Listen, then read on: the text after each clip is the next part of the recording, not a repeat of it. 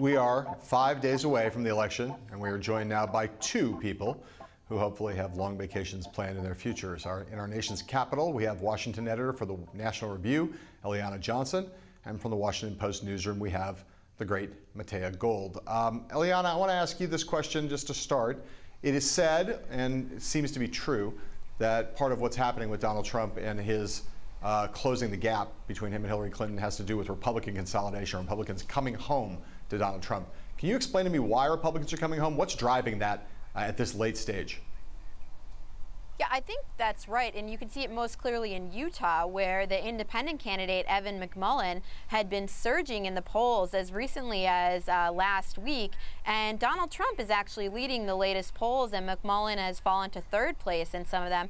But I think as you get closer and closer to Election Day, there tend to be fewer and fewer undecided voters, and so I think it's natural to see the people who had been sitting on their hands and telling pollsters that they're unwilling to vote for Donald Trump coming home as Election Day nears.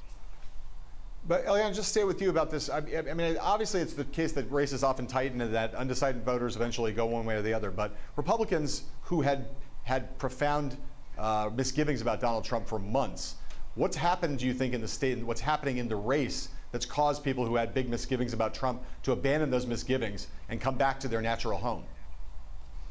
One factor, I think, is that Trump has pretty much been quiet for the past few weeks, and I think one constant in this race has been that whichever candidate is in the headlines, the other candidate benefits. So when Donald Trump is making news, Hillary Clinton benefits, and vice versa. Well, it's Hillary Clinton who's been in the headlines for the past few weeks, and Donald Trump has benefited. Most of this campaign, Donald Trump has played right into Hillary's Clinton's hand, eaten up most of the newspaper headlines and airtime on television shows, but that hasn't been the case for the past couple of weeks, and I think that's redounded to Trump's benefit. Matea, we have on the Democratic side, we have sort of a mirror image situation going on where as Republicans are coming home and there's a lot of Republican enthusiasm, Democrats seem very worried now about turnout among core elements of the Democratic base, the Obama coalition. And there's some evidence to suggest they're right to be worried. What can the Clinton campaign do, if anything, or what do they plan to do to try to fix that problem in the very short amount of time remaining before Election Day? Well, you see their action plan deployed right now. The spear is really President Obama, who is out there nonstop from now until Election Day. Yesterday in North Carolina, today in Florida, making incredibly kind of personal appeals to African-American voters. I mean, he said yesterday he's worried the African-American vote is not as solid as it should be. He's telling those voters, look, this is a vote for my legacy. If you want my legacy to continue, you need to cast your ballot. You need to come out to vote. So we're going to see him put it all out on the line. And, you know, the Clinton campaign is also using their enormous war chest to run a last blitz of ads aimed at African-American and Latino voters. Their allied super PAC is jumping in as well. So there'll be no shortage of outreach to these voters. The question is whether you can mobilize them and get them to feel the stakes of this election.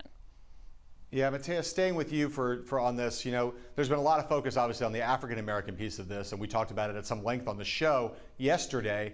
I'm curious about whether there's a similar problem or not among Hispanic voters, obviously a larger segment of the population, and super important. What do you know about the degree to which enthusiasm levels among that key demographic for Hillary Clinton? We are seeing some early indications, actually, of the Latino vote being up in key states, places like Nevada and Florida. So I actually think Democrats feel more confident about that demographic. And we've seen an incredible amount of energy going in to register Latino voters and get them out to the polls. And Trump's polarizing comments from the beginning of this campaign have really mobilized that community. So you're hearing from activists on the ground that people are engaged. It's just a matter of making sure that people who are low propensity voters actually know where to go, then they actually know how to cast their ballots.